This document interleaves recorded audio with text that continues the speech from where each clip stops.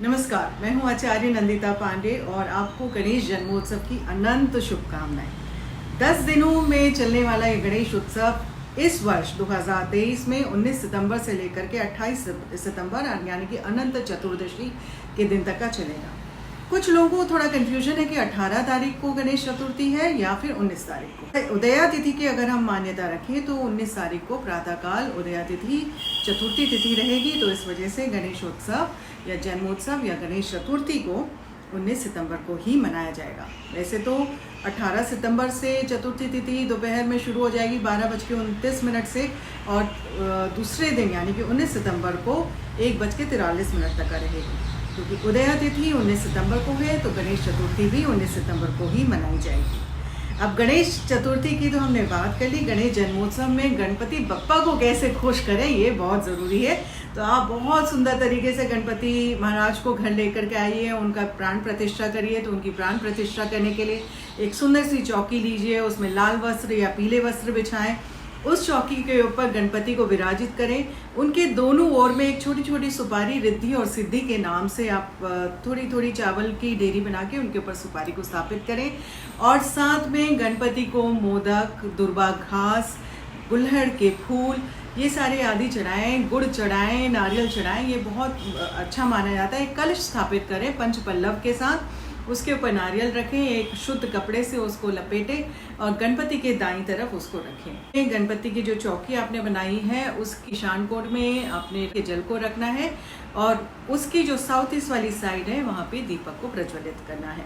तो इस चीज़ का आप ध्यान करें और ओम गण गणपते नमः का जप करें, 108 बार जप करें। और गणपति की पूजा की जो विधि होती है या तो बिल्कुल प्रातः काल होती है, मध्याह्न काल यानी कि दोपहर का समय, या फिर संध्या के समय में पूजा की जाती है।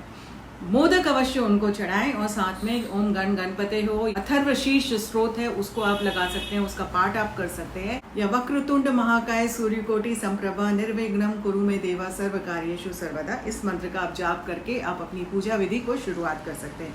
रोज ढोल नगाड़े और आरती के साथ पूजा करें, गणपति से कनेक्ट करें।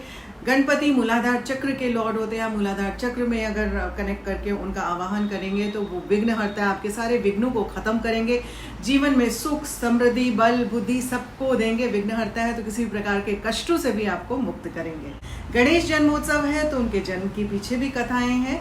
तो माता पार्वती के मैल से ऐसा माना जाता है गणपति का जन्म हुआ था। ये भी मान्यता है कि उन्होंने मिट्टी से गणपति को बनाया था। एक बार माता पार्वती स्नान कर रही थी और महादेव तब तक घर में नहीं आए थे, और उन्हें थोड़ा चिंता भी, तो उन्होंने अपने महल से बालक को उत्पन्न किया। उस बालक से बोला कि तुम दरवाजे पे उस दरवाजे की रक्षा करना, किसी को भी इस दरवाजे के अंदर मत आने देना, मैं अंदर स्नान कर रही हूँ।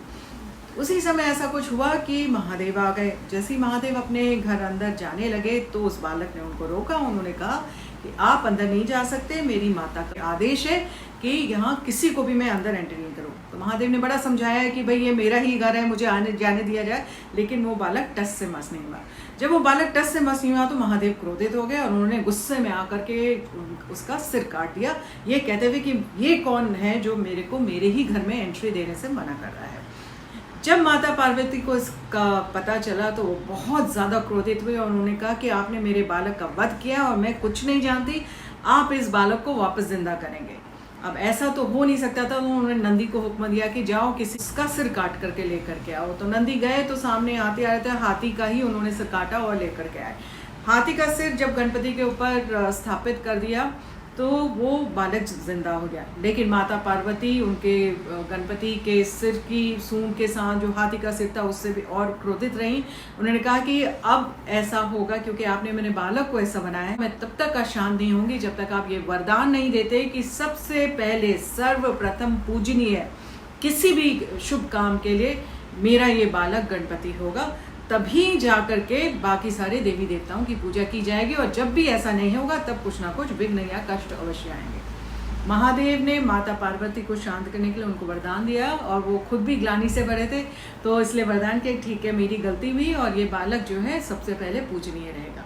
तो ऐसे ही गणपति बप्पा का जन्म हुआ, और गणपति बप्पा आज तक का बल बुद्धि विद्या सभी के दाता हैं। बहुत ज़्यादा इंटेलिजेंट हैं, बहुत ज़्यादा बुद्धि अपनी यूज़ करते हैं, बल यूज़ करते हैं, विघ्न हरता है, किसी भी प्रकार के विघ्न होते हैं आसानी से टाल देते हैं। और बहुत जल्दी खुश भी हो जाते हैं। तो ये जन्मोत्सव के साथ 10 दिन की पूरी प्रक्रिया रहती है और 10वें दिन वो वापस अपने घर कैलाश में जाते हैं। तो इसलिए विसर्जन एक प्रतीकात्मक रूप होता है कि उनको वहाँ वापस कैलाश भेजा जा रहा है।